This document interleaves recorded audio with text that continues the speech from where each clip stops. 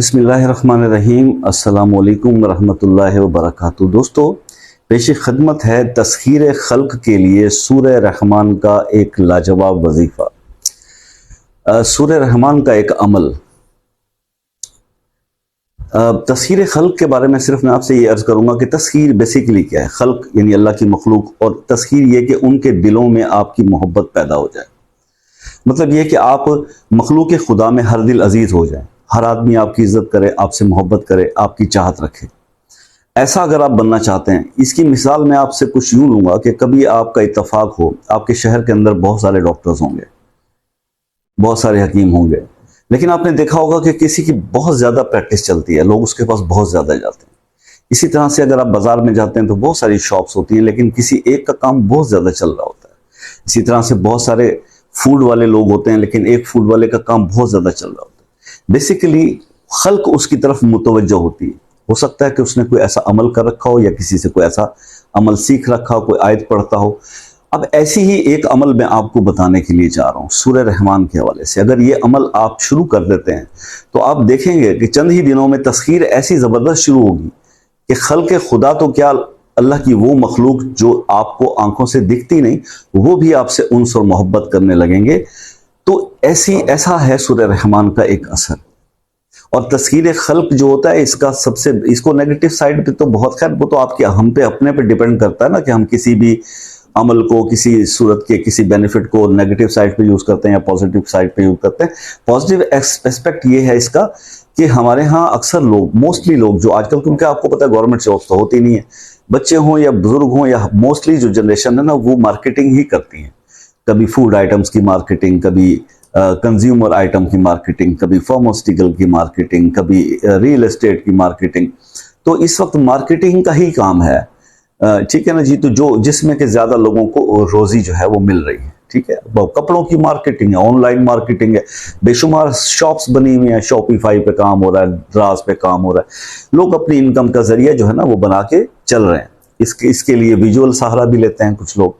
Videos में भी marketing हो रही है, व्हाट्सएप ग्रुप में भी मार्केटिंग हो रही है। अब इसमें मसला यह है कि ऐसे लोगों को इस अमल की शदीद ज़रूरत पड़ेगी, शदीद ज़रूरत, क्योंकि बहुत आसान है करना।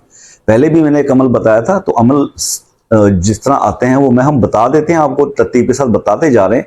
जो आपको सूटेबल लगता है, जो करना आपको ईजी लगता है, आप उसको अख्तियार कीजिए और उसके बेनिफिट से फायदा उठाइए। क्योंकि अगर आपके साथ ये मामला ये हो जाता है और आप ये पढ़ते हैं अमल, और चंद दिनों में तस्खीर शुरू हो, चंद दिन के अंदर उसके असरात आपको नजर आना शुरू हो जाएंगे, लोग आपकी तरफ मुतवज्जा होना शुरू हो जाएंगे, लोगों से आपको रेस्पॉन्स मिलना शुरू हो जाएगा। जिस चीज की भी आप मार्केटिंग करते हैं, जिन कस्टमर्स के साथ आप इंटरेक्शन में हैं, आप देखेंगे कि उनकी तरफ से पॉजिटिव रिस्पॉन्स आना शुरू हो जाएगा जब ये आप अमल शुरू करेंगे कुछ ही दिन बाद। तो इसके लिए मैंने इसका इंतखाब किया इस अमल का, क्योंकि व्हाट्सएप ग्रुप में भी ये बात काफ़ी दिनों से चल रही थी। जो मेरे दोस्त मेरे साथ ऐड हैं, जो सब्सक्राइबर बातचीत करते हैं, तो वो भी अक्सर ये बात कर रहे थे कि सर, मार्केटिंग से मुतालिक लोगों को जो आजकल सबसे बड़ा प्रॉब्लम ये आ रहा है कि कस्टमर जो है वो बिल्कुल यानी एंड टाइम पे, जब डील फाइनल क्लोज होनी होती है, उस टाइम पे कस्टमर जो है वो पीछे हट जाता है। ये प्रॉपर्टी वालों को तो खैर ये बहुत ही ज्यादा इशू पेश आ रहे हैं। तो ऐसे मामला जिसके साथ पेश आ रहे हो ना, तो उसके लिए बहुत जरूरी है ये वाला वजीफा सूरह रहमान का जो मैं आपको बताने जा रहा हूँ। ये तस्खीर का वजीफा ये बहुत जरूरी है ऐसे मेरे दोस्तों के लिए जो इस तरह के कस्टमर्स डील करते हैं, और वो डीलिंग करते होते एंड पता चलता है कि बिल्कुल जब फाइनल मतलब डाउन पेमेंट का टाइम था, या उससे उस वक्त आपने बयाना पकड़ना था, या कोई ऐसी डील फाइनल होनी थी, या किसी ने आपको कोई ऑर्डर देना था। अगर हम फार्मास्यूटिकल में आ जाएं, या अगर हम कंज्यूमर आइटम में आ जाएंगे, आपको कुछ टारगेट से रहे थे, आपको कई बॉक्सेस का ऑर्डर मिलना था बहुत अच्छी क्वांटिटी का, वो नहीं मिला, मतलब डील एंड पे आके रुक जाती है। और ये वाले मसाइल बेशुमार व्हाट्सएप पर डिस्कस हुए। हर दोस्त भाई ने मुझे ये बताया, जिस तरह ऑनलाइन वालों ने बताया था, कल मैंने उनको एक अमल बताया ऑनलाइन का, जो रुका हुआ काम चलने का, वीडियो देख लीजिएगा। इसी तरह ये मार्केटिंग वालों के लिए पहले मैंने अमल बताया था, तो वो थोड़ा सा ना डिफिकल्ट था, थोड़ा करने में ज़रा मुश्किल था। तो रिक्वेस्ट कर रहे थे दोस्त बार बार, मेरे बहन भाई, कि आप लोगों की फरमाइश थी कि जनाब कोई आसान सा अमल बता दीजिए। आसान से मुराद ये है यार कि मेहनत तो खैर सब अमल में होती है, लेकिन इजी हो, जो मतलब एक बार। अब ये सूरह रहमान आपने सिर्फ एक बार पढ़नी है, सिर्फ एक बार, वंस, ठीक है।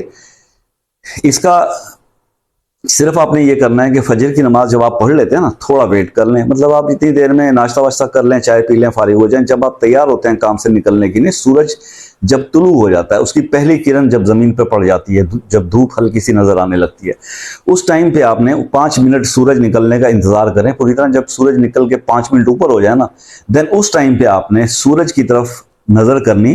मतलब सूरज आपको नजर आ रहा हो, मोबाइल पे अब तो हो जाता है, वरना सूर्य रहमान की वो कॉपी की शेप में भी मिलती है अलग से, तो वो रख लें आप अपने सामने, कार्ड पे लिखी हुई मिलती है, तो वो आप सामने रख लें और सूर्य रहमान को आप बिस्मिल्लाह पहले एक बार दुरूद इब्राहिमी पढ़ लीजिएगा, 3 बार पढ़ लीजिएगा। फिर उसके बाद सूर्य रहमान आपने बिस्मिल्लाह करके शुरू कर देंगे।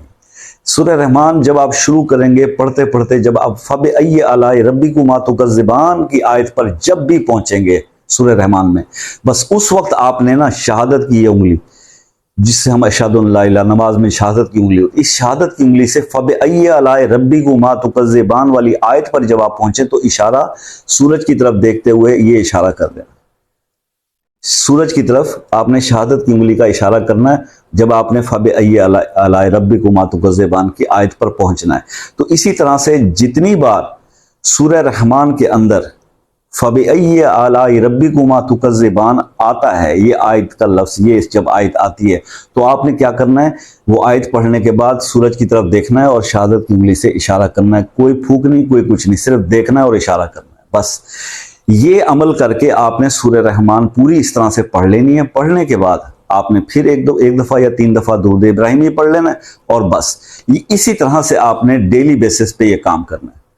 जब सूरज तुलू हो जाए, तुलू होने के 5 मिनट बाद, टाइम को नोट रखिएगा, आपको ये टाइमिंग देखनी पड़ेगी कि सूरज किस वक्त निकले। जो फजर की नमाज पढ़ते हैं उनको तो अंदाजा इस बात का है, तो आपने उसको देखना है कि सूरज निकल के जब निकलता है, पहली दूसरी किरणें पड़ती, किरणें पड़ने के बाद जो 5 मिनट गुजर जाएं, देन उस वक्त आपने सूर्य रहमान सूरज की तरफ देखकर ये एक बार पढ़नी है। और जहां फब अय्य अलाए रब्बिकुमा तुकज़्ज़िबान वाली आयत आती है तो वहां पर आपने सूरज की तरफ देखते हुए इस तरह से इशारा करना है बस।